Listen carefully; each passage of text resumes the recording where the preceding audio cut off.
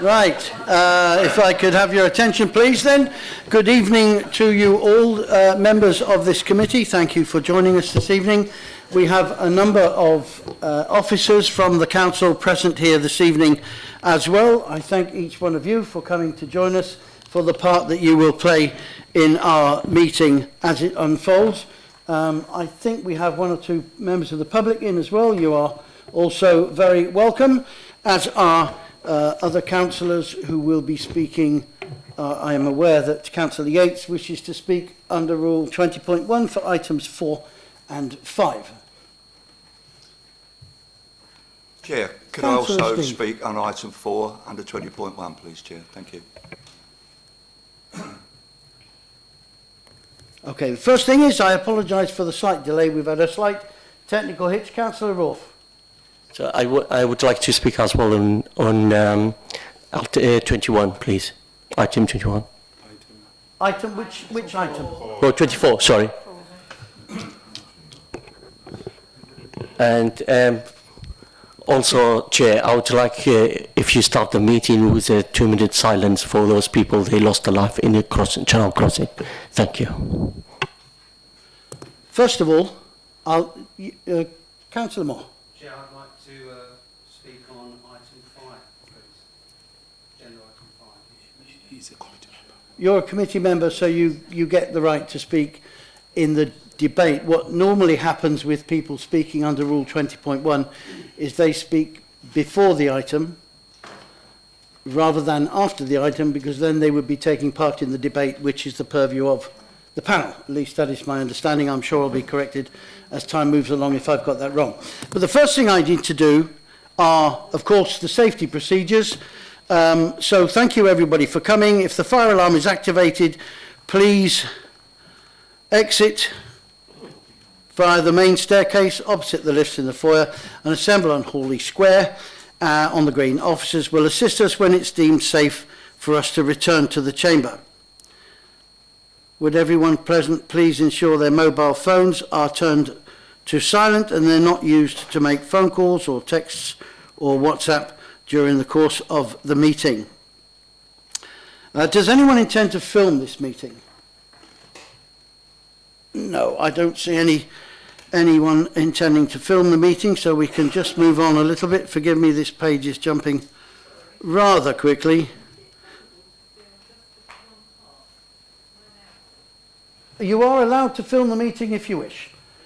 Our warning would normally be to advise people not to film children and to invite people who'd rather that their facial features were not captured on any filming, just to advise them that their faces may be captured, so they might need to look the other way. But you are very welcome. Was there anything specific then that you wish to film? Item 4, Chair. Item 4 on the processing sector. Okay. Thank you very much. I'm going to do this slowly.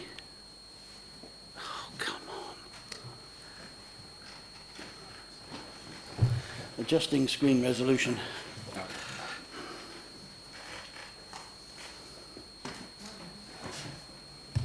Thank you. Thank you very much. Oh, Chromebook, yeah.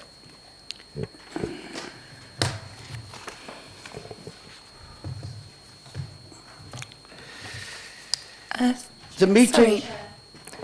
Sorry, Chair. Considering Councillor Rolfe's request, should I move a point of order to request the minute silence, or should that be done before item 4? As I'm a sub on this committee, I'm not certain whether it should be now or just before item 4.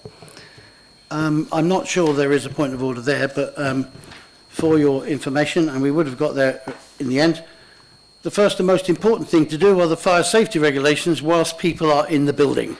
Once those formal announcements have been made, I will accede to Councillor Rolfe's request and take a moment's silence before we begin the business of the meeting. But in my view, it is most important to get the safety statements dealt with and out of the way so that everybody in the room is aware of what to do in case there is an emergency. Thank you, Chair. But thank you Just to for check. that. I have a list of members, Councillor Rourke, Councillor Alban, Councillor Yates, who would like to speak under items 4 and 5, but I haven't had any requests from members of the public. Okay, then we move then, before we move to the agenda items proper and number 1, could I invite you, we will pause for 1 minute. If members agree, we'll have a minute's silence for those who are being remembered, particularly today from a year ago, in some very difficult times. Thank you very much.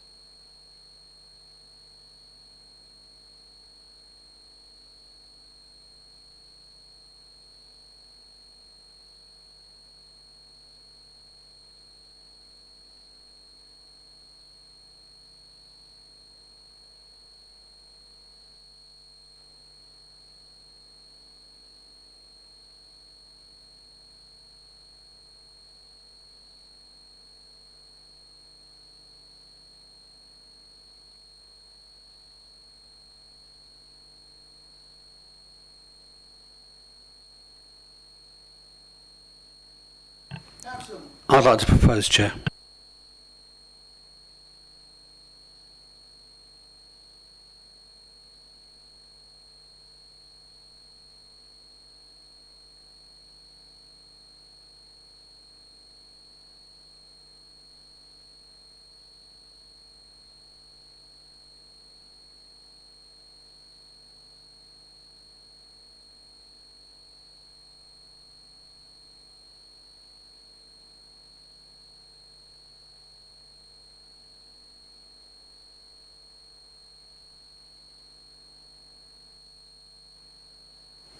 Thank you, Chair.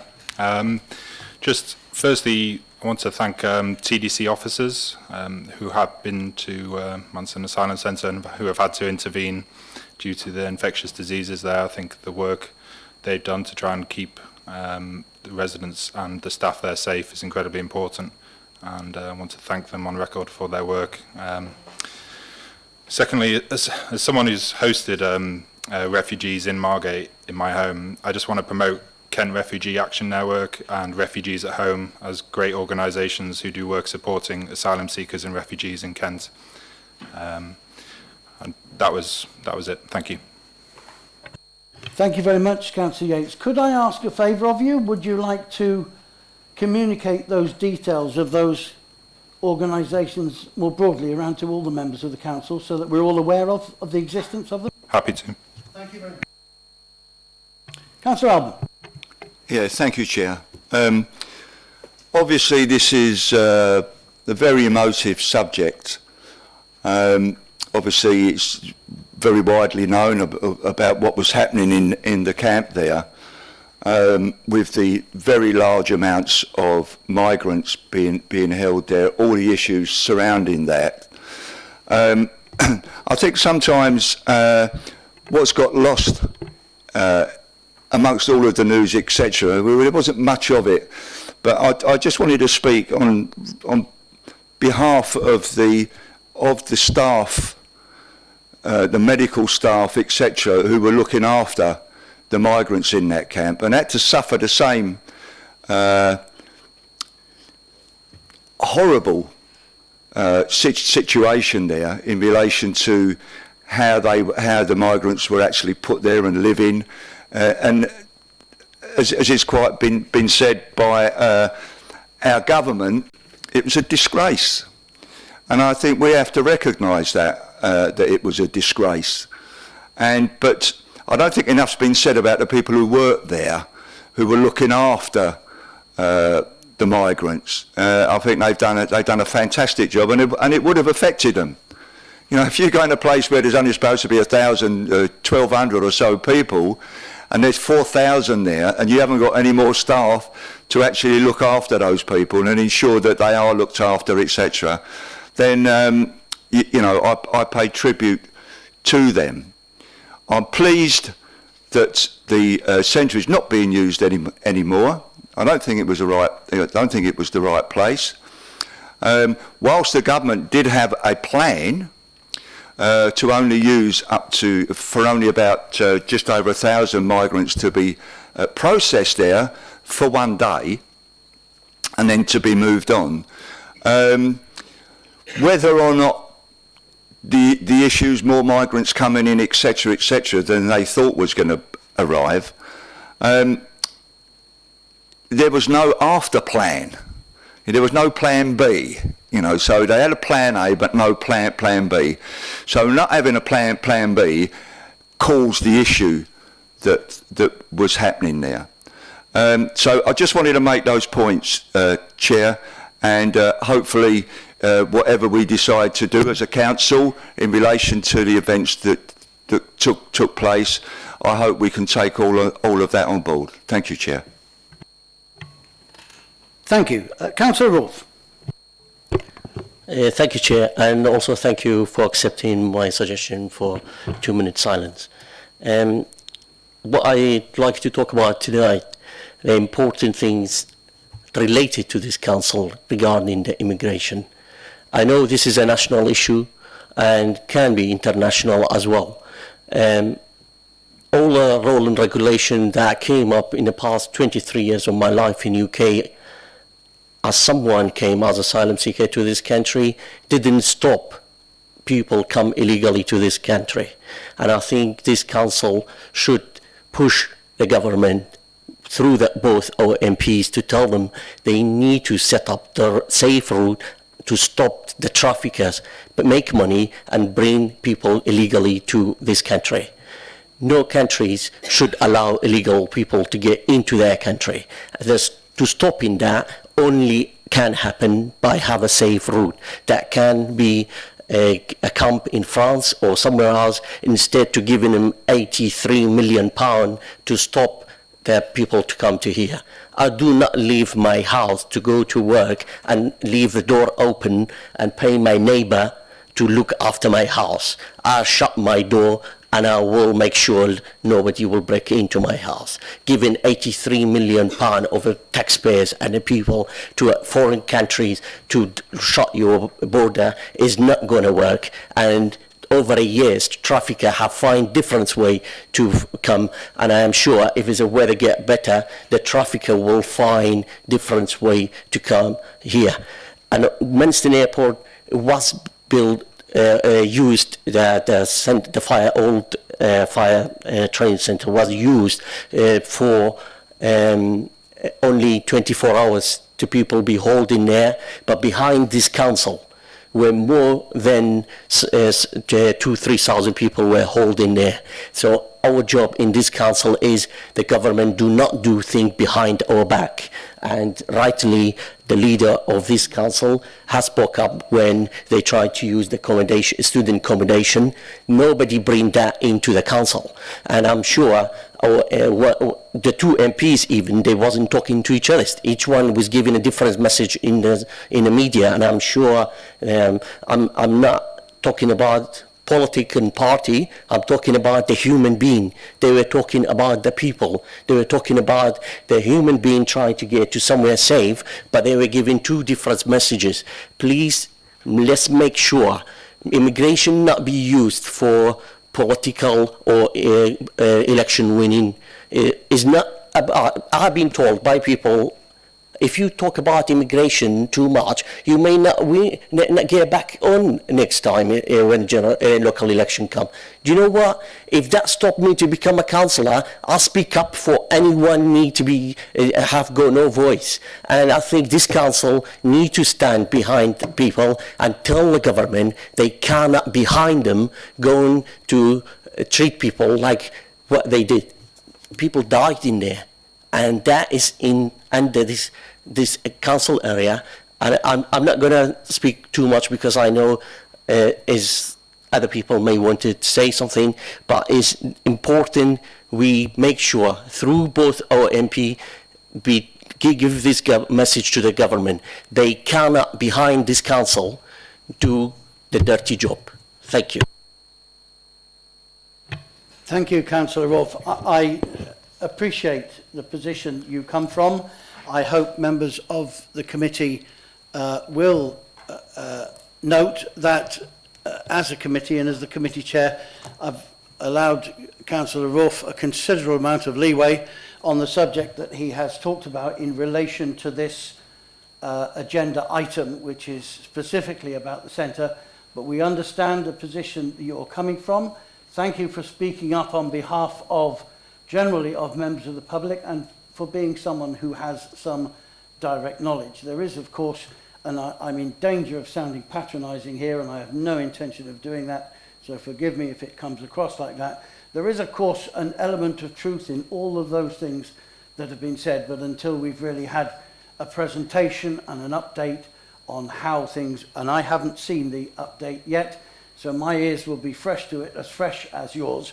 But members, do please note, it is obviously a contentious issue, and any debate or discussion or questions that follow from this report, we are going to have to control the meeting, otherwise it could go on forever. So I'm going to ask our presenters to begin the presentation for us, and then in the first instance I will be going to Councillor Keane to perhaps repeat exactly what her questions were for coming on to the agenda item, and then in the first instance restrict questions to one question per panel member to start with, so we can get around the panel and deal with questions as they come up. I don't wish to be too draconian with the time, but we do have a very large agenda that we need to get through. With that in mind, and our thanks to the three councillors who have spoken under Rule 20.1, we now turn to the substance of agenda item number 4, a briefing on the Manson Processing Centre and its effect on the local area. I'll call, I believe, first I'm calling the leader or the chief executive? I'm actually going to brief everybody. So my first point of call then is to Councillor Ash Ashby, the leader of the council. Thank you very much, Councillor Ashby. Thank you, Chair, and thank you, Overview and Scrutiny, for bringing this matter. Councillor Keane for asking for an update. The council was first informed in December 2021 that a processing centre for asylum seekers was to be set up by the Home Office at the MOD site at Manston. The basis of its operations was, we understood at the time, to provide a temporary staging point for asylum seekers prior to them being placed elsewhere on a more permanent basis. The target set by the Home Office was that no individual should need to stay beyond 24 hours. I was asked to attend a meeting with the Permanent Secretary on the 13th of December, which was the first notification to us of such a plan. As a result, I convened an urgent informal Cabinet meeting to discuss the position that evening. As a result, I wrote to the Home Secretary, Priti Patel, previous Home Secretary, Priti Patel, on the 15th of December 2021 to express my concerns, grave concerns I might add, about the suitability of the site and the prospect of expanding beyond its initial scope. No reply was received to that letter from the Home Secretary. Recent reports suggest that the Home Secretary has, since last December, been advised by civil servants of legal difficulties in failing to provide alternative accommodation to Manston. The site is managed entirely by the Home Office or its agents. Not only does TDC have no role in its management, but we are not kept informed of how it operates and for how long that will be, or the number of occupants at any one time. The only occasion on which we have been asked or had the powers to inspect the facility was when an environmental health department was requested. Our environmental health department was requested by UKHSA to visit the Manston site and carry out an inspection, which took place on Friday the 9th of September 2022.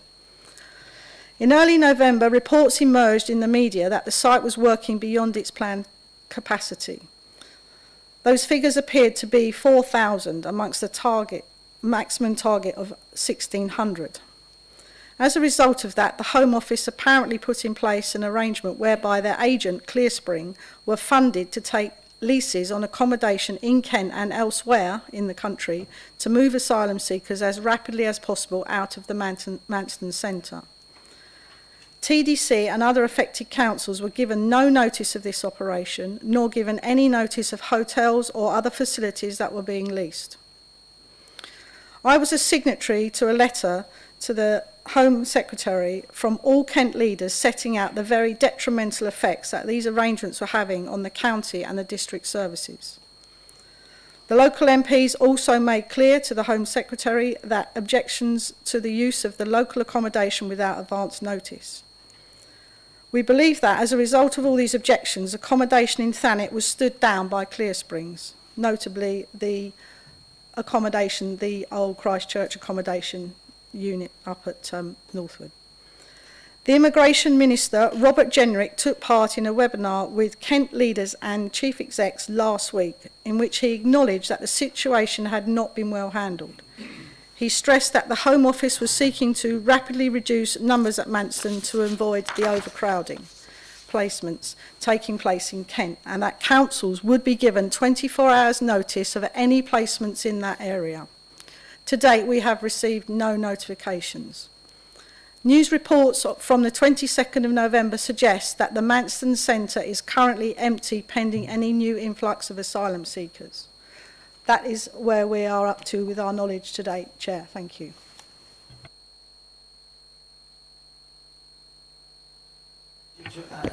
No, nothing to add, Chair, but I'll happily answer questions if any come my way.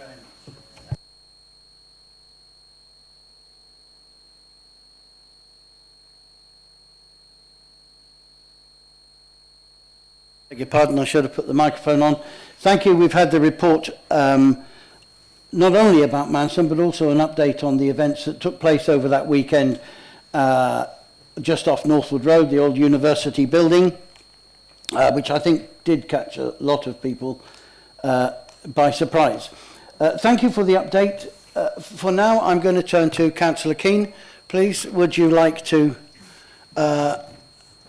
ask your question? Thank you. Since I submitted this item, obviously things have really moved along, so a lot of what I was concerned about at the time isn't directly relevant now.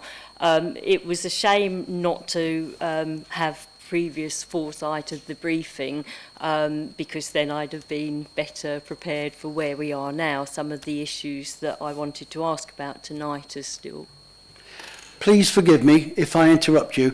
Can I encourage you, though, nevertheless to answer them, because our understanding is that the centre is empty, being deep cleaned, pending any further use. So it might be, I don't know, I haven't seen your questions, but it might be that they become relevant should they use the site again. Yes. I hope you don't mind me interrupting. No, that's fine, thank you. So, as I say, you know, some of the things have been covered in this, but I take your point that they might arise again. And indeed, that was one of my questions, that the reports have been that it is empty, but is it still going to be used in future? And if so, then yes, all the points I raised are just as relevant for any future use, unless we have an assurance that it's not going to be used in future.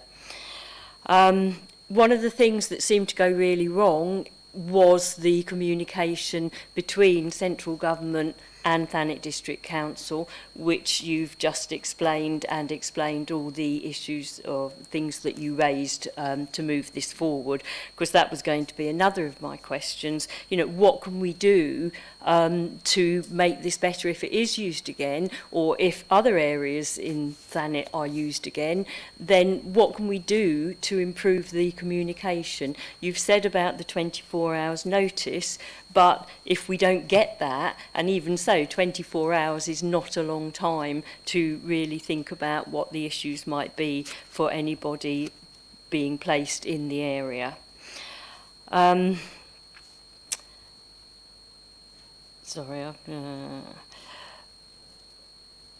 it was inspected, and you've kindly given the date, Councillor Ashby, by Environmental Health, were there no issues that arose from that inspection? Because obviously numbers were increasing there that we didn't know about at the time, and just the overcrowding was a recipe for disaster in terms of infection control and infectious diseases, and exactly that happened. Whatever was going on there, it seems to me, you know, with the numbers and that, there was inadequate infection prevention measures, and therefore for any future placements, are these being improved, or are our inspection of them, you know, making sure that they meet an acceptable standard? And I mean, a lot of my concerns were about the infectious diseases and the risk that posed both to people in the centre, but also to staff, as Councillor Rolfe had pointed out, and people locally, because infectious diseases spread, and that was a big issue. So I think that is my questions now. Thank you. Thank you, indeed. I wrote down, and please let me know if I missed anything: future use, communication failures, safety issues, and the health inspections. Leader, would you like to deal with those, please? And could I just add a little to that? Do we have any further information on the health status of the man who died before he arrived? Thank you, Chair. Well, in answer to your question to that, no, we don't. I understand it's still undergoing an investigation, but the information is not available to us, or hasn't been made available to this council. The reopening of the processing centre, that has not been confirmed either way. The information is as up to date as what I have it. It hasn't been confirmed by Robert Jenrick whether or not it will be stood down. At the moment it has not been stood down, so it is undergoing, as we know, some adjustments to the actual site.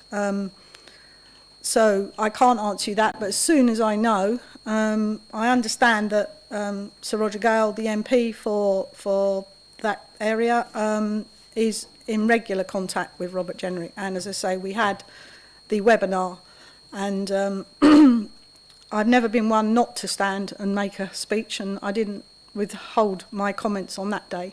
I make no excuses for our government. I think this is absolutely an appalling situation, and I can honestly say that all we've done is we've taken a very robust stance, but the Home Office is a very powerful body, and all we can keep doing is making comment, which we will. Robert Jenrick has listened very closely. So your second question was assurances of other sites. He has made a direct pledge that no sites will be considered, well, they could be considered, but no sites will be moved into or utilised without at least 24 hours notice to this council, at which time we've obviously got time then to make comment. But what we must remember is we can't, when we're mixing two situations up, the sites that was chosen up at the old Christchurch college campus was selected by a contractor that was employed by the Home Office to find sites. As I say, we didn't have any knowledge about it at all. And that is part of what they're calling the dispersal programme, which is nothing to do with the Manston Processing Centre. So there's two entities going on here. So the Home Office appointed Clear Springs for the south of England and Wales to find suitable locations, which we'd already objected to because we'd already had discussions with the housing team that it would have an adverse effect on us finding availability for accommodation.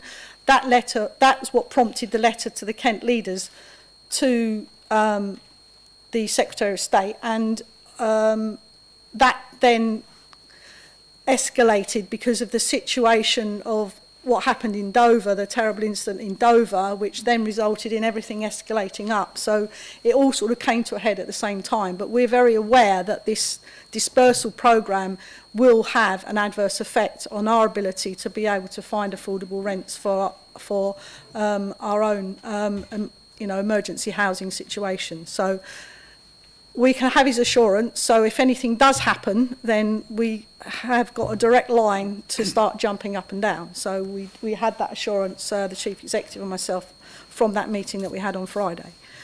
The issues with inspection, that came under Penny's team, and thankfully Penny is here tonight because we don't obviously have access to that type of information, but Penny will try and assist you with that question. Thank you, Penny. So the inspection was a food hygiene inspection, which literally is looking at the source of the food. So it was for the hygiene of the premises. We worked with the UK HSA, so that's what was public health for those of us that have been around a while, and they take the lead on the infectious disease control and pass all of the information back to the site operators, which includes Home Office. So all the information was fed back at that time, what they needed to do to make the site more under control for infectious disease control, so that they could stop the spread of anything if it happened. So all that was fed back at the time.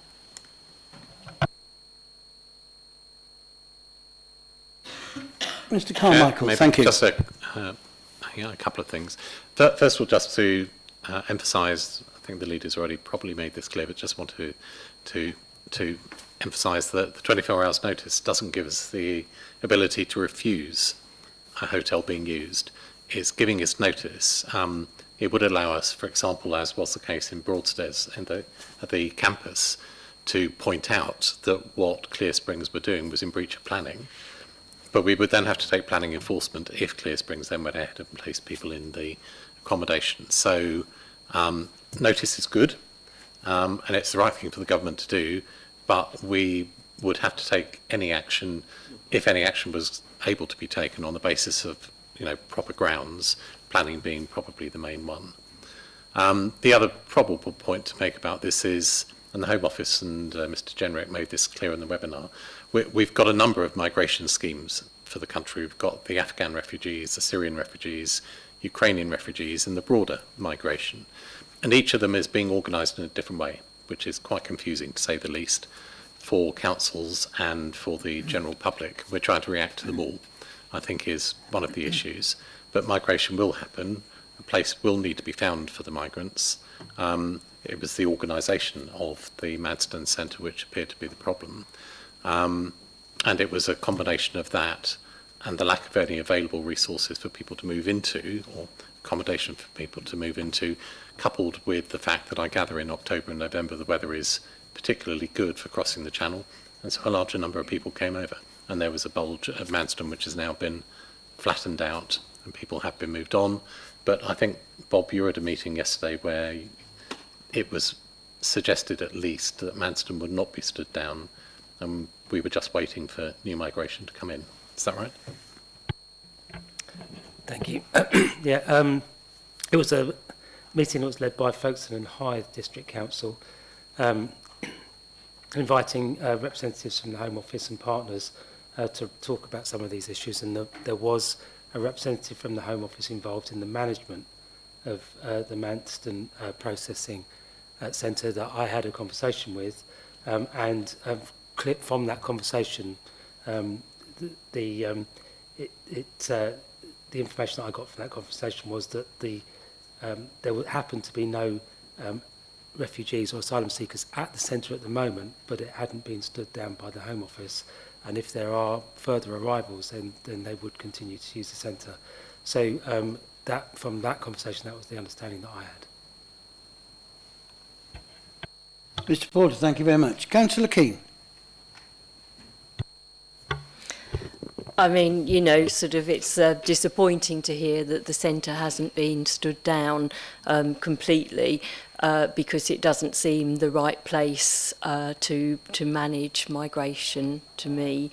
I do appreciate the pressure it causes on temporary accommodation in the area generally, so I think that's another point to bear in mind.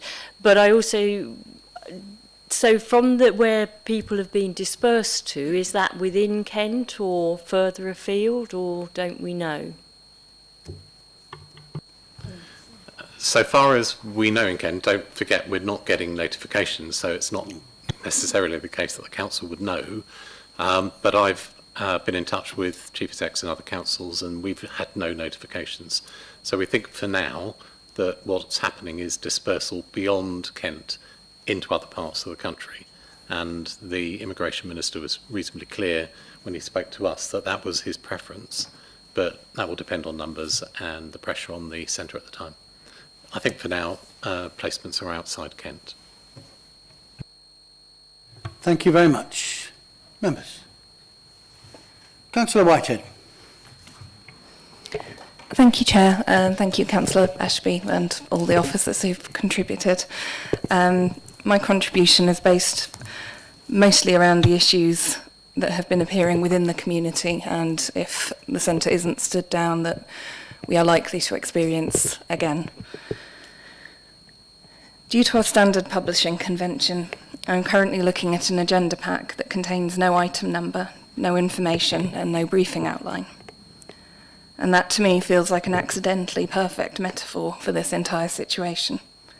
An invisible spot with no information given or forthcoming, and a determination from central government to keep it invisible and away from scrutiny.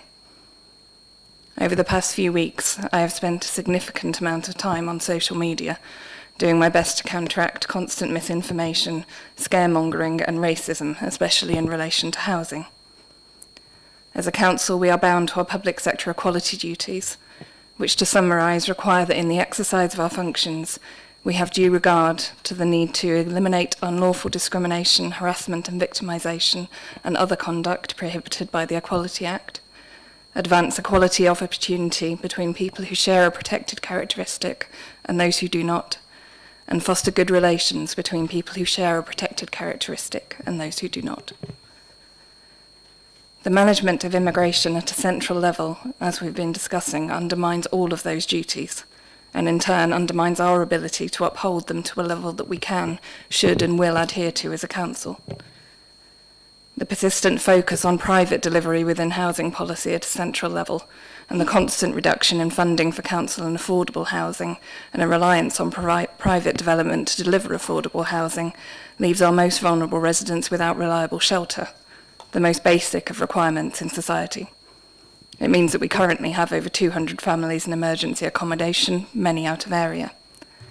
Councillor Whitehead, I think we all know exactly where you stand, and you are to be admired for that. But please, this is about the Manston Centre, and it is about, because we've linked them for the purposes of this meeting, the short episode that took place at the previous university. I realise people will have wider general thoughts on the matter, but please can we stick to the agenda item? Of course, I am going to explain how they're linked. That determination to reduce council housing and minimise state contribution to welfare has left us without housing stock. That lack leaves us without the resources to provide high quality accommodation for anyone in need.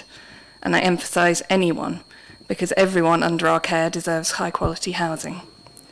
From the moment that this idea was mooted, everyone involved at a strategic level informed central government that there could be no hope of suitable accommodation at Manston. And the woeful mismanagement of immigration policy and asylum claims overall led to what should have been no more than 24-hour stays, turning into weeks in entirely unsuitable conditions. When we first tried to bring this to scrutiny, it was argued that it wasn't within our remit to do so, as what has unfolded here is a central government function, not a council function. Unfortunately, that's not how government works. All of this is interlinked, and a failure at the highest levels creates struggles at all levels of government. Our legal duty to foster good relations is damaged when residents are told that we have, in effect, lost accommodation to refugees when they haven't, and when a central policy of funding private companies rather than councils to provide housing produces, unsurprisingly, absolutely no transparency or communication between essential layers of government. Whitehead, please, is there a question in here, please? You really are straying off the topic, and this subject, I'm sorry to disagree with you, but it has not been brought to overview and scrutiny. Your previous subject has been, but this is a very tenuous link, in my opinion, at best. I must ask you to ask a question in relation to the briefing that we've had, or please quickly conclude your remarks. Thank you very much. Sorry, as overview and scrutiny, it isn't simply our role to ask questions. And the things that I've been experiencing... I really don't want this to turn into a public row, but there is an agenda item concerning the use of the Manston Centre, and it has been linked to the short-term temporary use at Northwood Road, where the university building was taken over for a couple of days. I really must ask you to stick to the agenda item. You would not in any council committee be able to veer so far off the subject of an agenda item for any reason. And I'm only asking you to be fair and stick to the agenda item. We are well aware of your opinion of government and county council and district and local councils' failings in housing. We are well aware of that, but that's not the topic on this agenda item. So again, I must please ask you to wrap it up, or do you have a question for the leader or for the chief executive who are here to answer your questions? I am more than happy to wrap it up because I could have been finished by this point. And nothing I have said has not already been said by the leader. Thank you then for your contributions. No, I'm ready to wrap up. Thank you. All right, okay. Our legal duty to advance equality of opportunity between people who share a protected characteristic and those who do not is damaged when discriminatory central policies that attempt to portray entirely legal asylum claims as illegal create conflict and damage and embolden some of the most unpleasant parts of our political history and discourse. This isn't and has never been an us and them issue. It has never been a matter of competition or resources being taken away. The simple fact is that none of us are being looked after. I am beyond glad that the Manston facility is now apparently as empty as this published portion of the agenda. And I hope with all my heart, and I understand clearly from Councillor Ashby's contribution, that we will continue to do our best to uphold our equality duties and unite as a council when central failings undermine the health and safety of all of those in our care. Thank you, Chair. Thank you very much. Anything either of you wanted to come back on those comments and points? Leader. Thank you, Chair. I'd just like to reiterate again that I have no bias in any of this. My duty as a leader of the council is to do the best I can for the residents of this district, and I will continue to point out the failings of this government, be it on the processing centre, be it on housing, be it on planning, be it on anything. That is my job as leader of the council. So I just would like to reassure you that we've taken a robust stance on this, and we will continue to take a robust stance on this. But you know, as I said earlier, the Home Office are a very powerful body, and all we can do is point out where we believe they're going wrong. And I can also inform that the fact that we've had 2 MPs stand up in the Commons and also point out matters to it. I am more confident with Robert Jenrick. He does appear to be genuinely making a huge effort to try and at least relieve the situation. So the proof will be in the pudding. We will see where we go from here. And as soon as we get information, then it can be relayed through to members in whichever form that we can do that. So, but I want everyone to know that this isn't a political stance. This is, you know, I'm doing it because it is the right thing to do, and it is a very robust stance. And you know, we will spell it out as much as we can do. But it is somewhat, your hands are somewhat tied when you're dealing with this. They have a massive problem. I just wish that I could find the answers for them, and then I would tell them what that was as well. But we can only do our best for our district, and that's what we're doing. Thank you, Chair. Thank you very much. Thank you, Councillor Ashby. Yeah, thank you, Chair, and thank you, Councillor Ashby. Just on what you were saying there, to what extent are directly our MPs helping you push that robust position? Yeah, that's it. Well, speaking about Sir Roger Gale, when I wrote, or when when I was first informed, I was rung up quite abruptly by the Permanent Secretary's assistant and said, you're to go onto a Zoom meeting. This was the 13th of December, and that was the first I heard about it.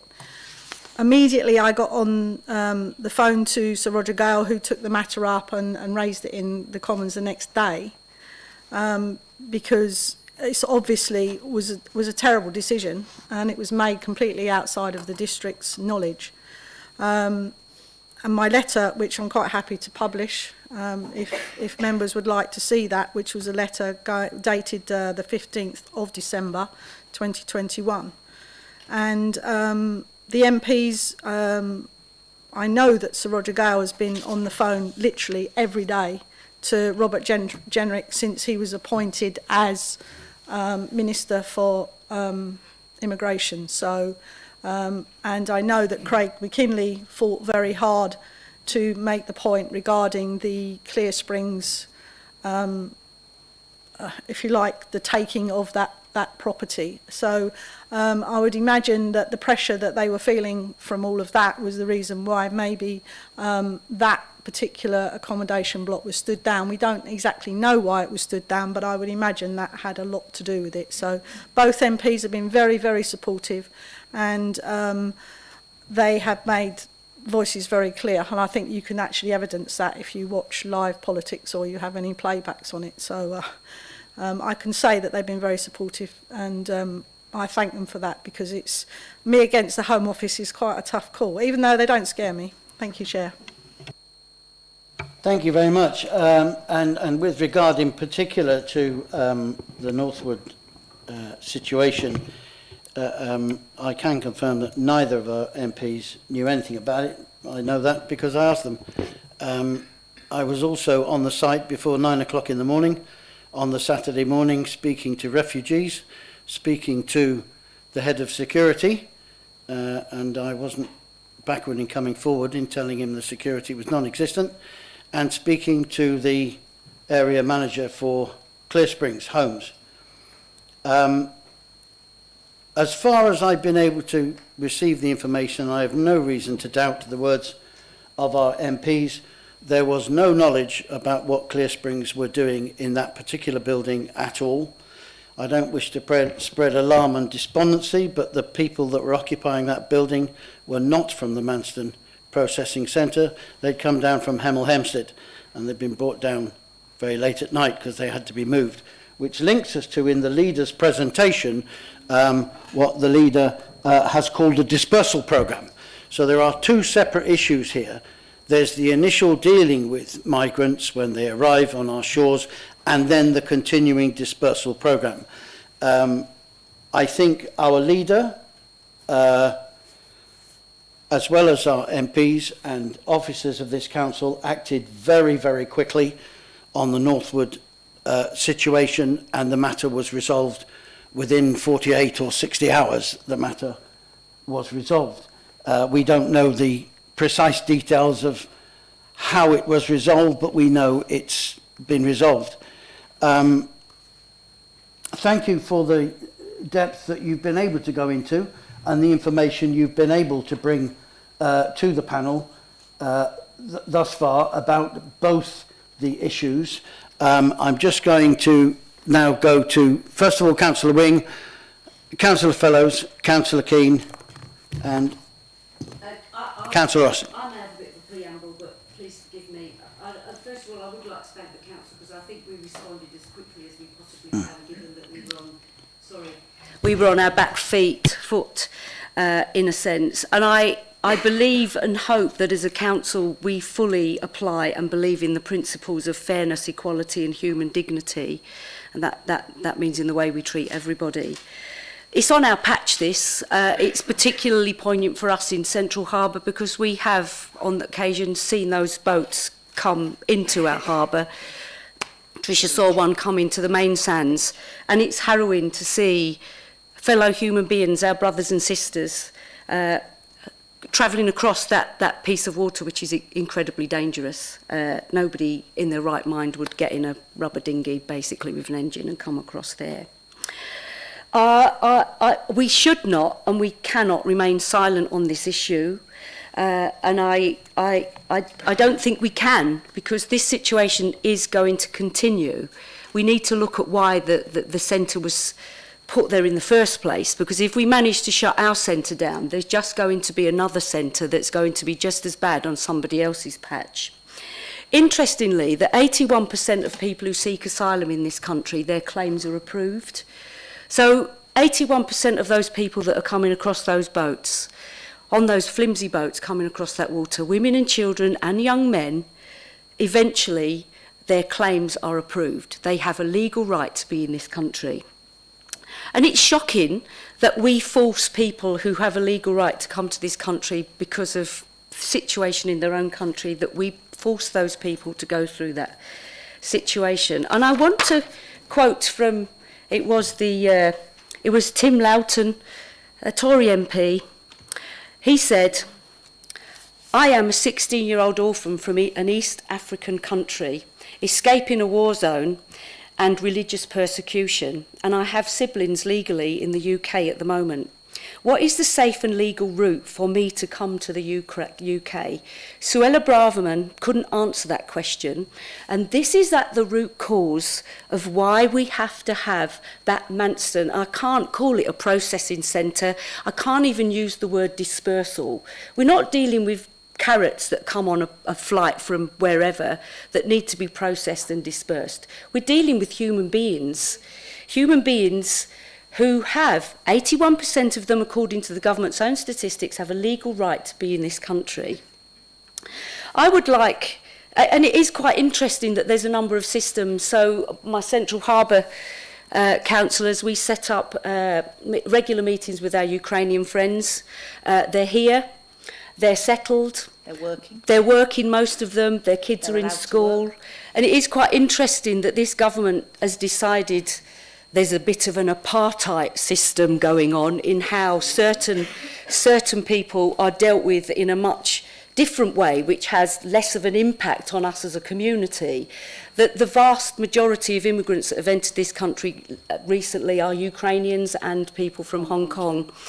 You know, the scaremongering that we're being invaded is another narrative that I find quite offensive, that's being used by the media and also by the government, I'm afraid to say. And I'm quite disappointed with, if you like, the Labour leader saying he wants to deal with immigration as well. So I guess what I'm trying to say is that centre is going to remain there because we are still going to have people coming across in boats. And what we actually need to petition our government to do is to provide a safe route for 81% of people who've got a legal right to be here to be processed. I don't like that word. I believe the French offered to build a site on the other side and our government said no. We need that to happen. We need that to happen for two reasons. We need to stop people coming across in flimsy little boats coming across our shores. We need to shut down the processing and the dispersal centres. And we need to make sure that in doing so, we can tackle the people, the 19% that shouldn't be here, and actually the traffickers that are making a great deal of money out of this. So I would urge us as a council to petition the government in whatever way we can to open up safe routes, which would then mean that that process centre is not required for use. Thank you. Yeah, thank you, Chair. I just wanted to ask if we know if Clear Springs still have an association with the university buildings, or is that ended now? If so, if it's ended, does that mean our leader has the green light to go ahead with her plans that were well publicised?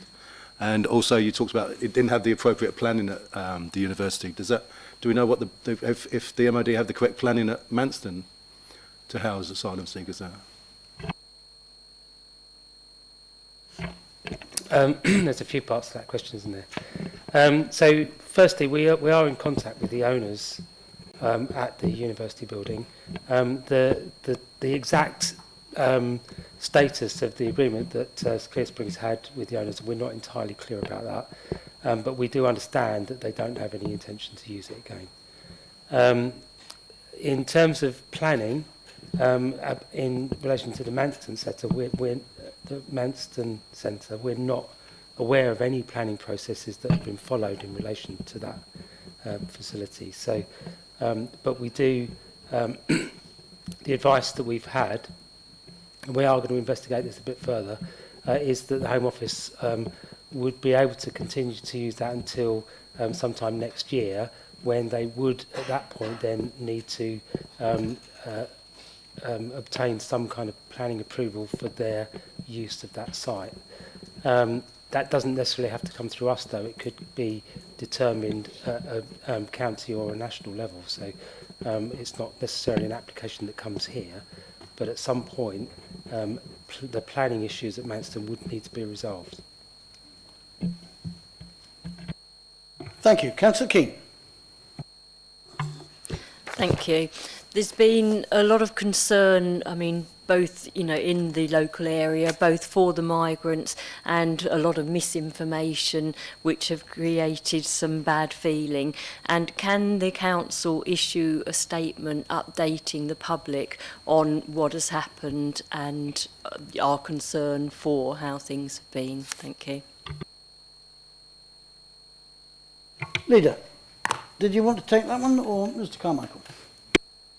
I can take it, no, Chair, if that's okay. I was just looking at, I mean, no doubt this meeting is being live streamed, so I would imagine that a lot of the information that we've been talking about would already out there, but I'm more than happy to work with Hannah to produce, if you like, an outline of what we've been talking about tonight, and make a publication. I mean, we have to understand that we can't give out facts because we're not in control of the facts, so we have to be very careful about overstating anything that is actually falls under the Home Office's area. So, but I'm sure that I can turn around and ask Hannah whether or not we can draw an outline on that. I'm happy to respond. Yeah, we've had a couple of, or quite a few press inquiries over the last few weeks, and we have, as far as possible, tried to make our position clear. What we haven't done is issue kind of a general broader statement, which I'm sure we could do and put on our website so the position is kind of clear for anybody to see at any time. I'm sure that's something we could arrange to do. Thank you very much. And finally then, Councillor Austin. Thank you, Chair. I just wanted to restate some of the comments that have been made about how this is our government's mess-up and their failure to liaise with us as a council, to work more generally with councils, as Councillor Whitehead has highlighted, to work with the French government to set up a processing centre on the opposite side of the channel, to allow migrants who have been processed, in inverted commas, to work, when we've got a situation here where we've got jobs vacant and we're considering changing our immigration rules in order to allow more people in, and yet we have people here who are desperate to work. many of whom go through years and years before their asylum claim is properly processed, and in the meanwhile suffer from physical and mental ill health, partly as a result of not having the chance to work and having to be housed in a hotel at somebody else's expense. The whole system is completely crazy. The one thing I would want to say, and this may be the only time that anybody in this room hears me say this, I wish to pay tribute to Sir Roger Gale and Sir Roger Gale's office. They have been superb. He has been in and out of that centre. He has kept people informed. His office have taken in a variety of donations that he's been allowed to take in. And I gathered from Councillor Cupp yesterday when we were planting trees together that the office that used to be Councillor Cupp's is now full to the gunnels with donations that aren't necessarily going to go into that centre now, but are going to go elsewhere for people in need. So I would like to say thank you to Sir Roger, and I would urge our MPs, and it's sad that neither of them is here this evening, to continue to put pressure on Mr Jenrick and the government to work with local authorities, because otherwise we're going to keep doing this and it's not going to be to the benefit of our existing residents, our new residents, or anybody else. Thank you. Thank you very much. I ought also to offer our thanks to both our MPs. We moved the date of this meeting, as you know, because there was compulsory voting taking place on Tuesday in London. Unfortunately, Sir Roger Gale was not able to attend this alternative date at all, but my understanding is he has been very busy with the leader and the chief executive, and Craig McKinley fully intended to be at this meeting this evening to answer any questions that people had, but at very short notice he is not available. But they are, as you have said, they are involved. Although no definitive answers came out of the weekend at Northwood, by 9:30 on a Saturday morning, I was in touch with him and he made several calls. He spoke with the leader, he spoke with all sorts of people, including Sir Roger Gale and Robert Jenrick, to try and find out what was happening with this dispersal programme. And I think that's one of the things that's come out of it, is that there's got to be more stringent control on the dispersal programme. It's no good, we may not like the title, but that's what it is. It's no good simply allowing these people to move migrants around the country almost at will. So I'm sure it's going to be monitored much better than it has been hitherto. Thank you everybody for the contributions. The agenda item has now run for 40 minutes, and I really think, unless there is a constitutional reason why I can't wrap it up, I think I would like to wrap up this agenda item now. Is that okay? Yeah, that's absolutely fine, Chair. Thank you for the questions and the contributions. I'll catch up with you later, Councillor Wright. Thank you for all the contributions. And at this point, I would like to invite anyone who does not need to remain here for the rest of our agenda to take a moment and leave the chamber if you would like to. We may as well adjourn for a 3 or 4 minute comfort break if it's required, and then we will reconvene at 8:15.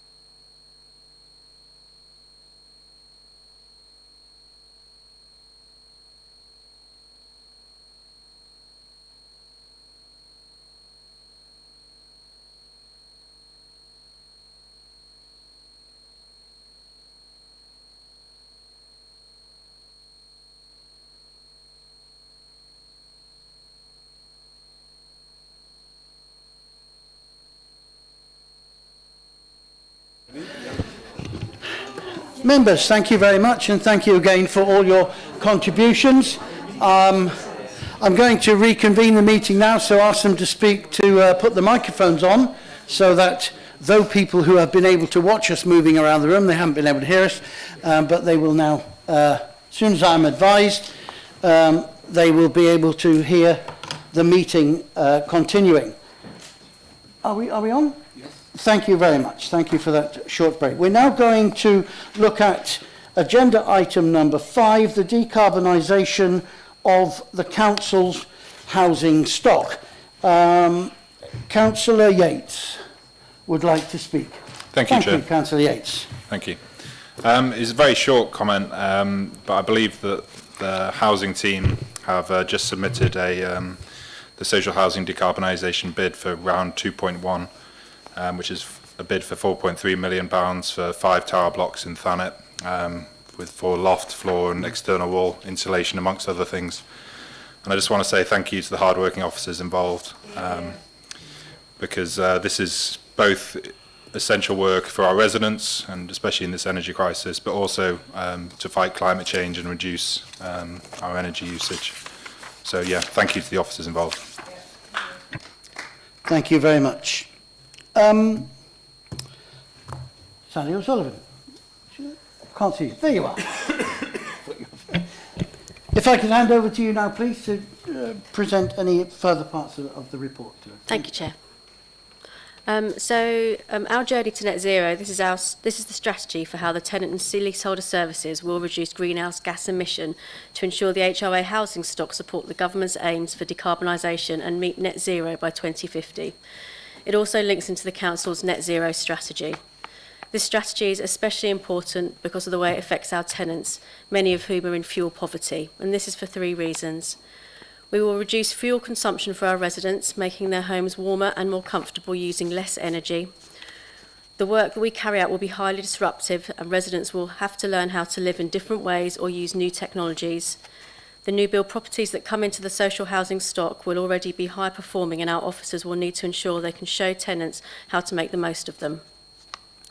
This document does touch upon the expectation of the performance of new builds, but its main focus is on the current stock that is poorly performing. Firstly, it examines the data that we have and what we must do to enhance what we know about our properties. We know that we don't have very good data, for which we have a plan to improve, and this underpins our efforts and helps us to prioritise our properties for retrofitting. We have 3 objectives, and these are to get all properties to EPCC by 2030, reduce energy consumption for residents, and offset carbon emissions. To achieve these objectives, we have 3 principles to work by. Tackle our worst performing properties first, have a fabric first and no regrets, and this means we will ensure that our homes are well insulated first, as this will have an immediate impact on the residents' fuel consumption. Once this is in place, we're in a better position to find clean heat solution that complements the building. Thus, we have no regrets on what we have already done and have to redo any previous work, and for us to have meaningful resident involvement. It's predicted that it will cost the council around 40 million to achieve the net zero target, with a further 4 million for professional fees. Therefore, we want to tap into as much funding as possible and are currently exploring such routes as Social Housing Decarb Fund, Eco4, Local Authority Delivery Scheme and Home Upgrade Grant. This document gives a more detailed breakdown on budget set on various measures, and this includes the £12.3 million for our tower blocks. We also know that we have to act now to achieve our targets, and we have an opportunity to apply for funding in the Social Housing Decarb Fund. Annex 2, and this is our bid and delivery to Social Housing Decarb Fund Wave 2.1, gives further information on what our plans are and to make a start on the work that we need to do. The headline is, as Councillor Yates has pointed out, that we did get an application in time for around 4 million, and this will need to be match funded by the council by a further 4 million. We've applied to carry out works to 5 of our 6 tower blocks, which will achieve an EPC C and B in all properties. It's a highly ambitious project that will include replacement of the external wall insulation, which is being funded by Homes England, cyclical works, structural works and fire safety works. We estimate the total value of this project being in the region of 25 million. We've decided to start on the tower blocks for a number of reasons. Our trajectory pledges to complete a full retrofit of our tower blocks by 2028. They have suffered from a lack of investment over the last 10 years, meaning they are our worst performing properties, not just for EPCs, but also for antisocial behaviour and complaints. They look tired and they're hard to be kept clean now. We have been awarded pre-tender funding for the replacement of the external wall insulation, and we must get on and replace this to ensure we remain eligible for the remainder of the funding. We have consulted Homes England and they are happy with the way we are proceeding with this. Our chosen bid and delivery route was for the following reasons. We have no one in our team with bid writing skills or the capacity to complete the requirements of the bid. We need to deliver the project by March 2025, or we will have to pay back the awarded funding. Therefore, the appointment of a bid and delivery partner fulfills both criteria and gives the assurance that BEIS require to have the capacity to deliver and the supply chain in place, as the tight turnaround time do not allow for a full procurement exercise. Mears approached us initially and offered us this service, and we decided to go with them for a number of reasons. We already have a good relationship with them. They have a good knowledge of our stock and residents, especially our tyre blocks, and they are highly complex buildings. They were successful in securing funding in Wave 1 for other local authorities, and I've spoken to one of those local authorities. This gave me greater confidence as they praised Mears' bid writers and are pleased with the progress they are making to deliver against their commitments. We approached another provider and they did not give us the same level of commitment as Mears did. We have found a route to procurement by direct award through a framework and have engaged a consultant that will provide us with a value for money report. Mears are working completely at risk at the moment, and we are now working on our plan A and plan B for if we win the bid or for if we don't win the bid. What is clear that even if we don't win the social housing decarb funding, we still need to press on replacing the external wall insulation. If we do win the bid, and we feel quite confident, we need to be ready to award the contract and get on with the work as the timescale for delivery is so narrow. If anyone has any comments or questions. Thank you very much indeed. Councillor Bayford, did you have anything you wanted to add at this point?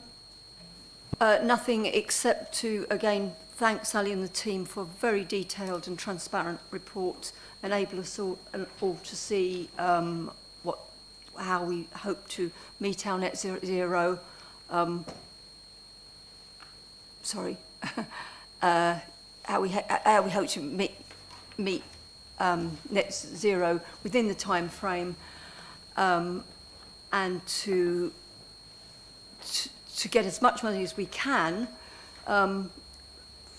from the bidding process, and obviously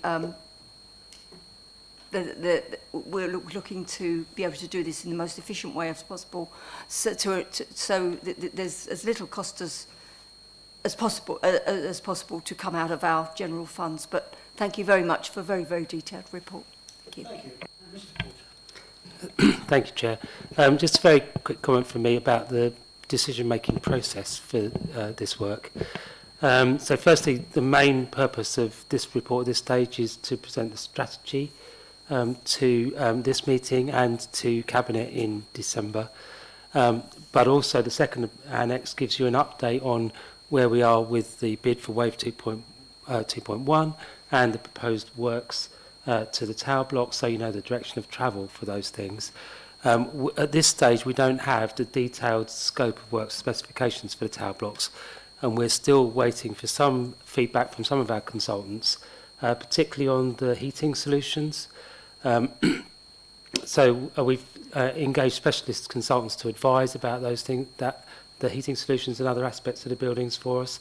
When we have got that detailed scope of works, we'll then be bringing another report to Cabinet seeking approval to let the contract for those works. So this report's not actually asking for that approval at this stage, if you wondered why that was not included in the recommendations, but we will be bringing another report once we've got the scope of works finalised.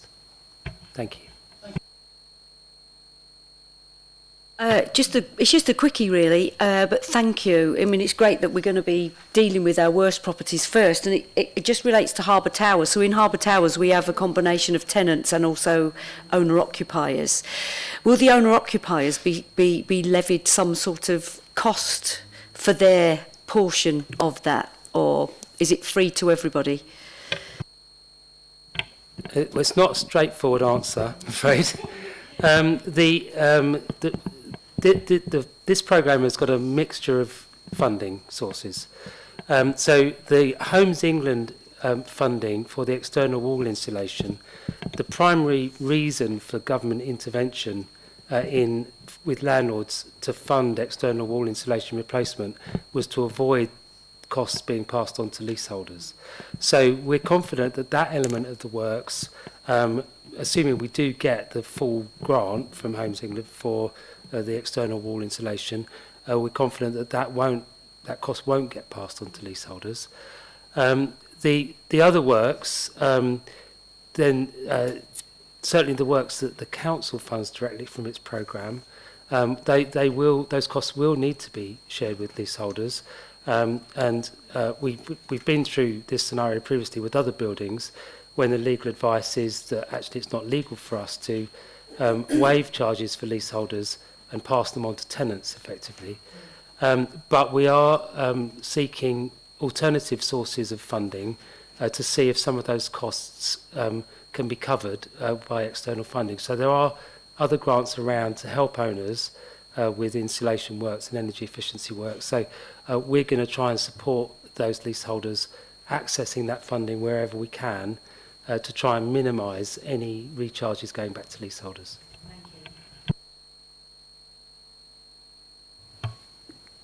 I have Councillor Austin, Councillor Whitehead, Councillor Keane and Councillor Paul Moore. In that order, please. Thank you, Chair. I just wanted to say thank you and well done. And can I once again point out the Tenant and Leaseholder Service as an exemplary team in terms of the clarity, transparency and completeness of the information that we've received. I would really like to see information of this quality coming through on all our major external bids across the council. It would be so helpful to us as members, but also I think in terms of governance and scrutiny, this is a really, really helpful process, so thank you.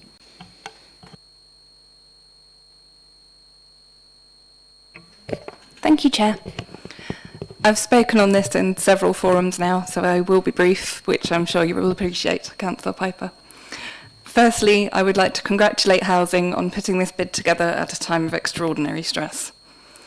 Secondly, I would also like to praise the fabric-first approach to energy saving targets. In conversations with councillors in several London boroughs with similar housing stock in terms of age and fabric, the importance of insulation cannot be overstated. Introduction of future green technologies is essential, but with an existing stock, without the building fabric to support newer technologies adequately, we would not be using these technologies to their full advantage. In new builds, we can. I have mentioned concerns in relation to the Prosper framework previously, although I do understand its usage in relation to the incredibly tight turnaround times central government give on funding bids, but I do welcome the commitment within it to apprenticeships and the use of local contractors. 19.2% of our households are now facing fuel poverty. As the paper states, however, these figures were compiled before we saw projected energy bills rise to £4,427 in 2023. Our strict definition of poverty is if household income is 60% below the median equivalised income after housing costs. And in Thanet, we have the double hit of hyperinflation in the housing market, especially in some of our most deprived wards. In July, Thanet already had a child poverty rating of 33.1%. In facing these dual challenges, there is no way that our situation will not escalate far beyond this. I mention this because although we can focus on our properties, the greater number of residents live in either privately rented or privately owned properties, and they will face the same or similar challenges in an uncertain external market. I know that we have measures in place to tackle this part of our energy saving and decarbonisation approach, so I was wondering if it would be sensible and prudent to discuss this as part of this item, to reassure residents that help will be available across all areas. Thank you. Thank you very much. Did you want to respond to that at this point?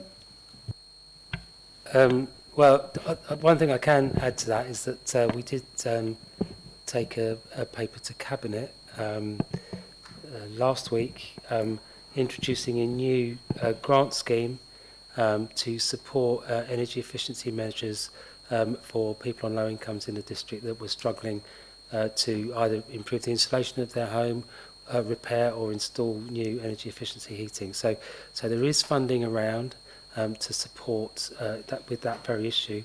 And we've got 2 officers in the housing service that are dedicated to energy advice and energy support and accessing funding for residents in the private rented and the owner occupied sectors. And I have to say they are getting hundreds of calls from people.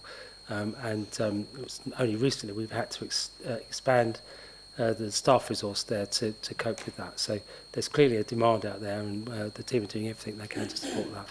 Thank you. Thank you very much. Councillor Key. Thank you. A great piece of work, so well done to all involved. In the report, I was very surprised to see that 33% of the housing stock have no EPC rating. Now, in your report, Sally, you did say about you knew the data was bad and, you know, sort of you're looking to improve that. And I just wondered about that particular figure. Who's responsible for actually physically doing the EPC ratings for buildings, and how come this whole tranche of information is missing? What can we do to improve that? Because obviously that's a real foundation for energy efficiency. Thank you. So this is kind of what we inherited from East Kent Housing. The data is very poor. We've searched through the national database for EPC information to check that we don't have just missing documentation, but it seems that we don't. We have £60,000 in this year's budget to increase our data intelligence in this area, and we've got a contract in place now to start carrying out EPCs. We have a data asset officer who is, as it's coming through, he's putting that information into our system so that we can use that to inform bids and to inform our reporting. Councillor Moore. Yes, thank you, Chair. And you've ruined my questions because you brought me in last and someone has stolen my thunder. My same question was regarding the EPCs. EPCs have been live since 2007. They're a legal requirement for all rental properties, and obviously we as a council are falling short of that. You're quite right. I did my basic sums. 33% of roughly 3,000 houses.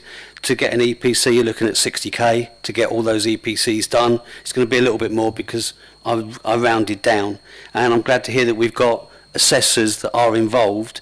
But could we not actually get other people trained up to do that, because these courses are only £1,300 for a 5-day course, and then you're qualified to do EPCs, and then we could do our EPCs in-house, and we wouldn't be paying external companies large amounts of money to do that, and we would save ourselves that money.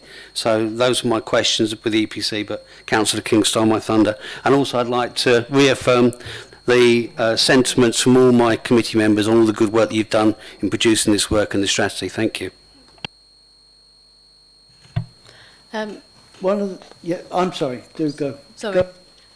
Go. We did do a bit of analysis to see if it would be more efficient to have our own in-house EPC assessor, and actually for the time it takes to carry out a single EPC, it is more cost effective to outsource, which is why we have done it that way. I can't remember the exact figures, but if you're interested I can certainly find the data, but we did look into that. Stole my thunder there, Councillor Moore, she did, because I was going to say I could ask Cabinet to look at that. Could I just come back, obviously, because if we'd had this information, those 3,000, over the 15 years since the EPCs have been required, you'd have done half an EPC every day. So we need to get it done because it's a legal requirement. Very much, and thank you to Sally and Bob and Jill for presenting the report to us. We are asked to note then the journey to net zero and the bid and delivery of SHDF Wave 2.1 and the other items that we've shared as part of the discussion. Thank you very much. We move now on to agenda item number 6. Same rules apply. If there's anybody who doesn't have to be here, you're welcome to leave us if you would like to. Agenda item number 6 then is Q1 Budget Monitoring Report, and Matt is here instead of Chris Blundell, so I invite you, Matt, to introduce the report for us. Thank you, Chair. This is the first budget monitoring report for this year, which has already been taken to Cabinet on the 13th of October for consideration. We're forecasting an overspend of just under 1.8 million against our general fund revenue budget. One of the main factors causing this overspend is the additional demands in the housing service with more homelessness placements. In response to this, the Council has reviewed and is delivering its homelessness strategy action plan. We are regularly monitoring the levels of homelessness, and we are recruiting more staff and commissioning new services to address the increasing need for support. Our financial pressures are detailed in the report, but include additional agency staffing, requirements in the waste and recycling service, and also higher gas and electricity costs. Our General Fund Capital Programme is showing a substantial underspend. This is in part due to the phasing and timing of a number of grant-funded projects, some of which are recommended to be slipped into later years of the programme. In the HRA, there is a marginal forecast overspend of 119,000 against the revenue budget, whereas within our capital programme we are proposing a number of budget variations so that the profile of our budget is closer matched to our revised expectations for the timing of future spending. Finally, there are a number of budget adjustments that are detailed within the report which were recommended to Council for approval. That is effectively it, and I invite any questions if anybody's got any in relation to the report. If I can't answer them now, then I'll go away and come back with them. Thank you very much. Members, Councillor Wing. It's to do with waste and recycling. I think we rely quite heavily on agency staff anyway. Are we trying, and I think it's due to availability of people basically. Are we trying to investigate any sort of possible alternatives around growing our own staff so that we don't rely on agency staff?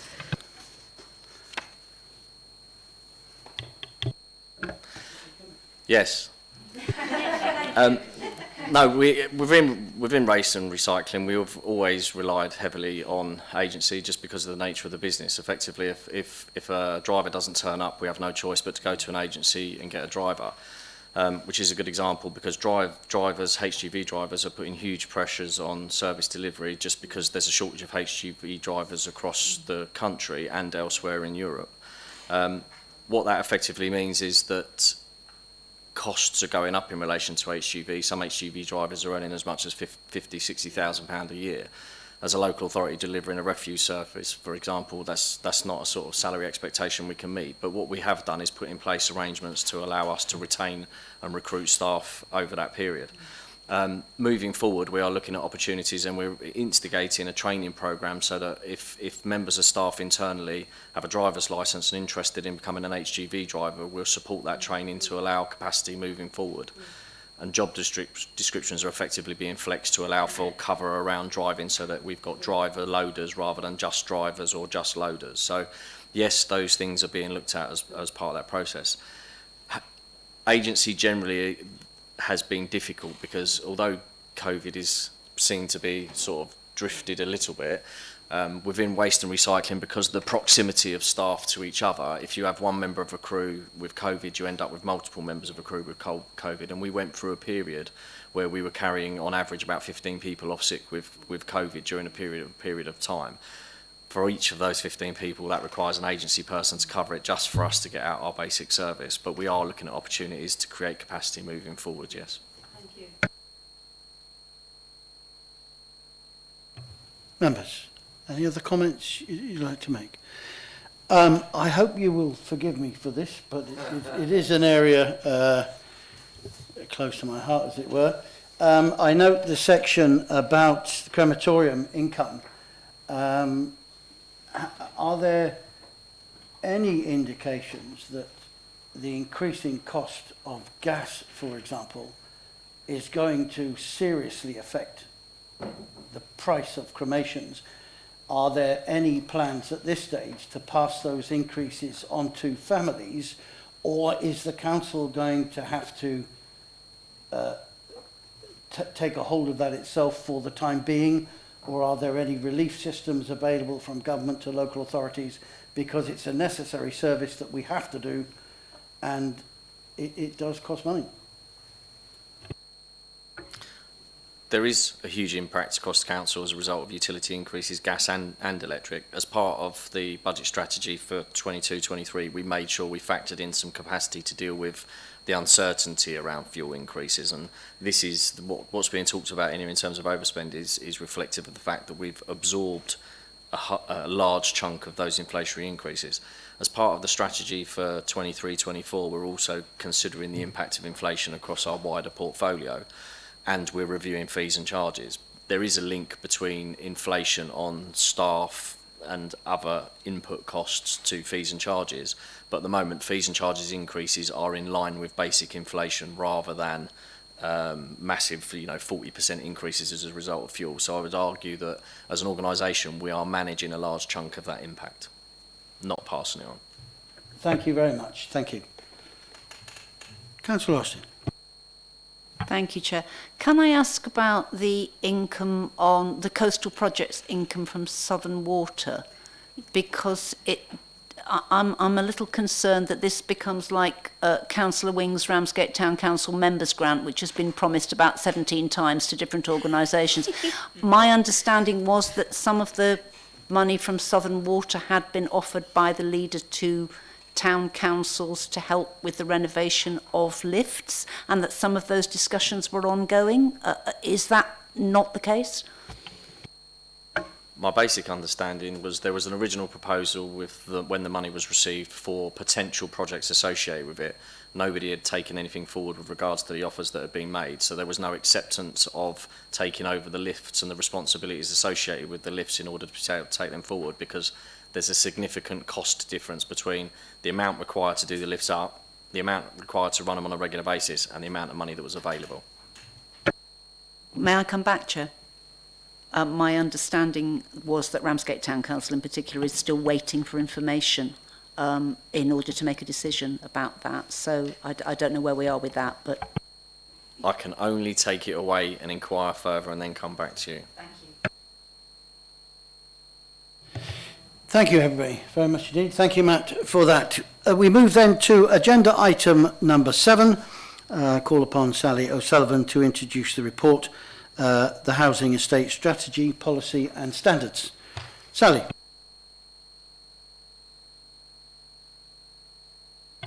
Thank you. So these are 3 quite closely linked documents. The strategy is our vision that we have for our estates, and it describes 4 objectives that we believe will enhance our estates as a place to live. These are to promote community, improve the estate appearance, have better vehicle management, and be a safer place to live. The strategy also describes how we will approach our estates to achieve our objectives and how we will prioritise our estates for review and improvement works. An estate policy is a regulatory requirement. This estate policy applies the rules around how the strategy objectives will be delivered. It also describes to residents and our responsibilities in achieving that. And finally, the estate standards lets our residents know what work we do to maintain and take care of our communal areas in and around our blocks of flats. This includes communal cleaning and how we deal with communal repairs, ground maintenance and car parks. It lets residents know what they are responsible for, which includes the storage of belongings in communal areas and the disposal of refuse, and how we monitor the standard in partnership with our residents. Residents were highly involved in the development of these documents, and we used information gathered from our estate inspections and benefited from 2 resident focus groups as well. Thank you. Thank you very much. Members, do you have any questions for Sally on this one? Okay, then we are asked to note the report and to thank you very much for it. I didn't see you. I beg your pardon. I was looking, but I didn't see you. Councillor Whitehead. Thank you, Chair. In general, I'm in full support of the outlined measures, and I fully acknowledge the work and effort that has gone into these policies. In relation to recent enforcement of estate strategies, I do have a question in relation to tort enforcement in a specific way. When bringing housing back in-house, one of my absolute priorities and one of housing's absolute priorities was having a tenant and leaseholder group that genuinely felt like an equal partner in housing provision, who would be listened to and who would help to shape our policies. In our current implementation of the tort policies, I do believe we need to consult with residents more widely. During COVID, due to social isolation, the growth and maintenance of gardens, wall-hanging pots and patio plants in flats was encouraged by central government to benefit mental health and encourage interest in sustainable growing. Many of our residents in communal blocks have had wall pots, flowers by their door, and equally a significant number of our residents have health and mental health issues that make these measures not only a valued part of community life, but also a vital support for the mental health of those residents. We all understand the importance of removing anything that could restrict access. However, when visiting residents who contacted me regarding this, access, even by official guidelines, has not been an issue. But residents whose mental health relies on these gardens were issued tort notices requiring them to dispose of what were in some cases long-standing wall gardens within 7 days, with no prior explanation of how this policy would be enacted. I know that many residents did not understand or agree with wall or railing gardens being defined as property in communal areas and would not have viewed or understood the policy in that way. For most of us picturing that policy in action, it is the idea of household belongings that comes to mind, not balcony plants. It has caused significant distress to some residents, including some of those that we view as community champions and who are actively involved in their blocks and communities.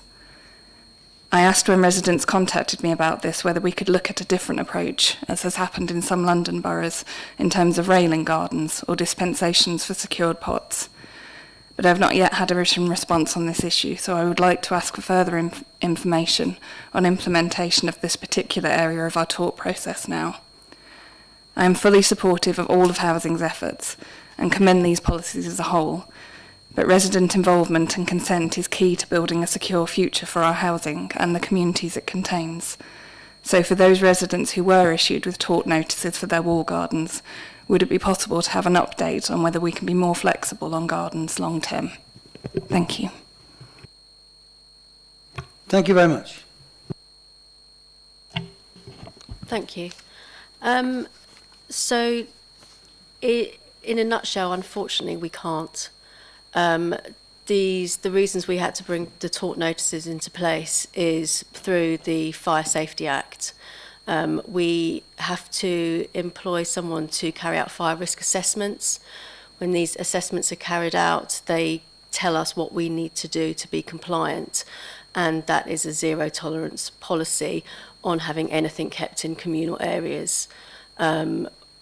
We have tried to see if there's where we can be lenient with this, but we cannot. There can't be any grey areas. We have to implement what we are told by our fire risk assessors. If we were to allow for certain things to be kept in a communal area and the worst was to happen, we would then have to explain why we didn't follow what we were told to do by our own fire risk assessor. This is why we do this. So it's not an area that we can consult our residents on how we implement it or where we can be lenient. We have to follow what we are told to do. In the Fire Safety Act, we have to follow what our fire risk assessors as professionals tell us to do. What we have tried to do is give good information on tort notices and why we're doing it, and we provide that information through our newsletters, through the documents and policies that we're producing now. And we also, where there are tort notices being issued, we put letters through everybody in that block to explain what we're doing, that they might find a tort notice on their belongings. We put signs up as well, so if they don't see the letter through their letterbox, there'll be a sign up in the hallway. And also on those letters, there is a phone number for them to contact if they are concerned on what they need to do so that their items are not removed, and what we can do to help them. So unfortunately, there isn't anything else that we can do on that due to fire safety. Thank you very much. I do fully understand the fire safety aspect. I think the confusion for residents is that it's also been applied to things that are external to the gangways and outside the railings, so wouldn't impede access. So that was my query. But thank you. Mr. Porter. I just also wanted to say that, you know, we are aware that some of our tenants in some of our blocks do have a lack of storage space, and, you know, things like bikes and pushchairs and prams, and, you know, we quite often find that those sorts of items are in the communal staircase, which is also the means of escape, and so our officers are often having to deal with that and telling people they can't keep those things in those areas. Where we are aware of estates and buildings that are really struggling with storage space, then, you know, we're more than happy to have conversations with residents about how we might develop some new storage options for them. And a good example of that is in Tomlin Drive, where we've recently demolished garages, and we're proposing, subject to planning, obviously, new homes. There is potentially the option to include some new purpose-built storage for residents if they want that, and we'll be consulting about that. So I think we are very aware that for some of our residents in some of our blocks, storage, for, particularly for large items, it is a problem, and if we can find solutions, we will. Thank you very much. Any further points from members? In that case, we are asked to note these, and we all thank you for the work that's been done in producing that for us. As we move now to agenda item number 8, it's your team again to bring us another obviously linked document towards our housing stock and the plans and how we're looking after these things. Servicing standards, repairs and lettings. Thank you very much, Sally. Thank you. So the service standards are a set of commitments to our residents. They give information about the level of service they can expect from us, and they also guide our officers on the level of service they should be providing. Residents were involved in the development of these standards to varying degrees. The repairs service standard describes the service that is delivered by our partnering contractors Mears and Gascor. It gives information to our residents about what to expect from our repairs service, for example, the different ways in which they can report a repair, how long different categories of repairs will take to be carried out, how an appointment will be made, what to expect from a contractor when they come to their home, and how we monitor the service. Much of this standard is dictated by the contracts that we have in place. However, we did consult the TTLG on the Mears customer pledge. This document sets out the standard of behaviour for operatives and call centre staff, and as a result of the feedback from the TTLG, further training was put in place for Mears call centre staff. The letting standard tells residents what they can expect when they first move into one of our homes.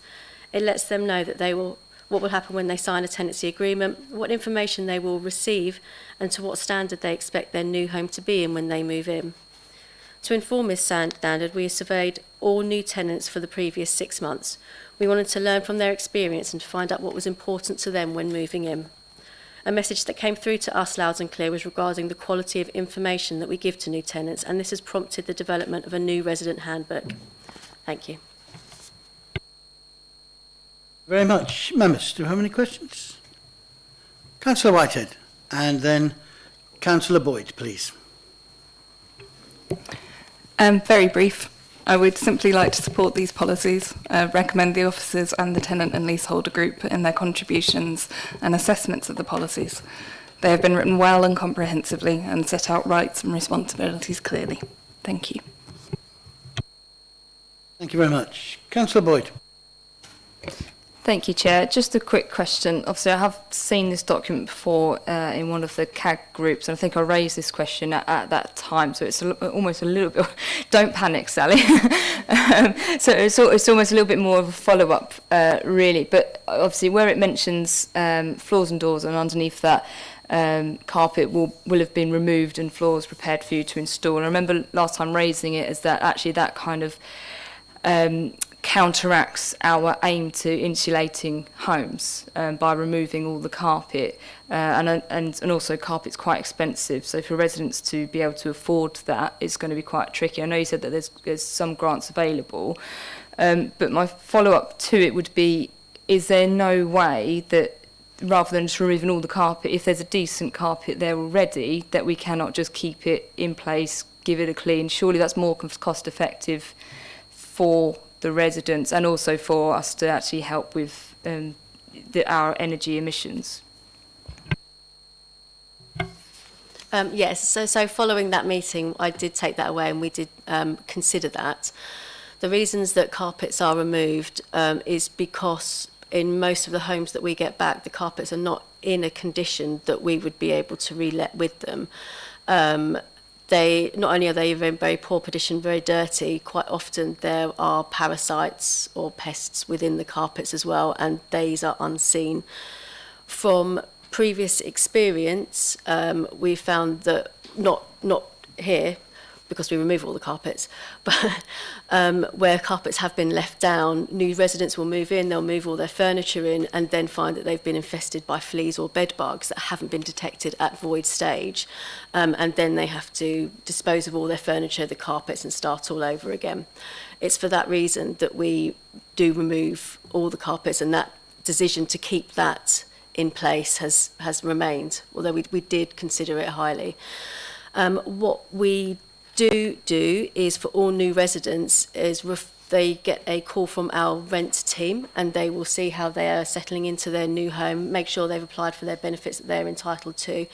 If they are struggling to afford carpets, they'll get a referral to our financial welfare benefits team, and they will assist them with providing a grant for new carpets. Thank you very much. Members.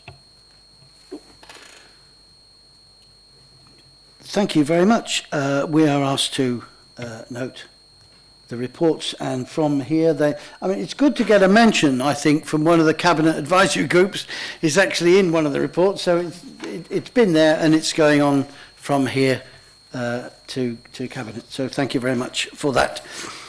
Agenda item number 9 then is a review of our work programme for 2022-23. Members, we are always asked if we have any ideas for topics that we might like covered in our work programme.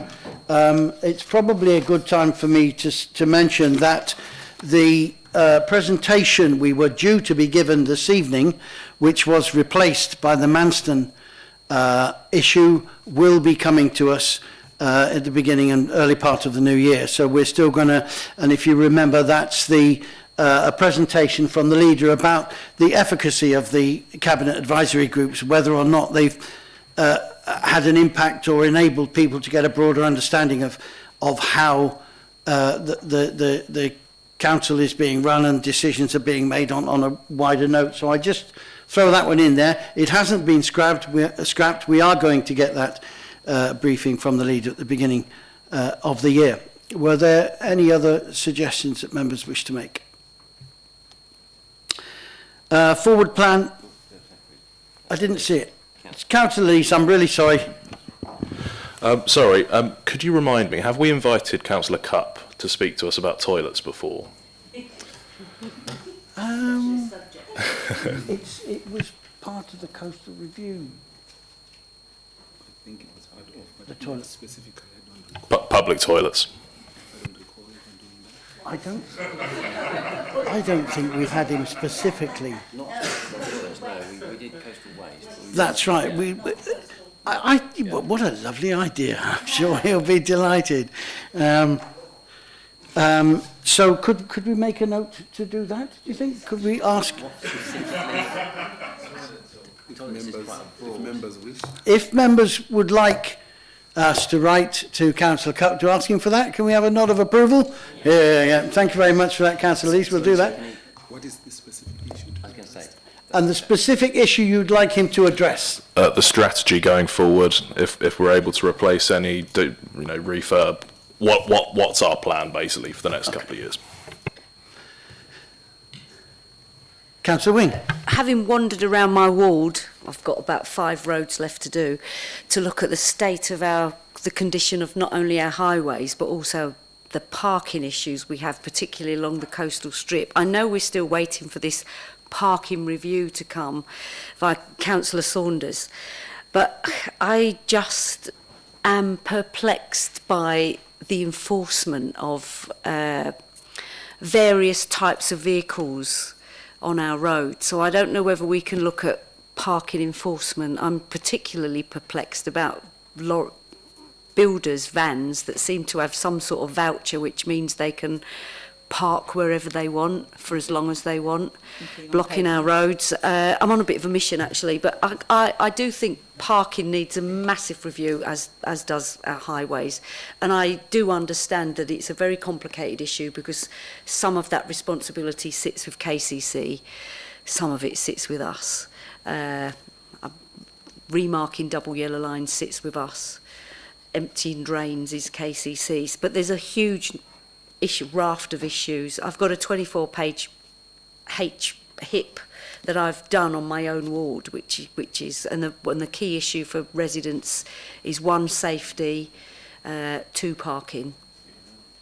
We don't have enough crossing points, so I don't know whether that can be brought here or whether we wait for that parking review or somebody could nudge the parking review.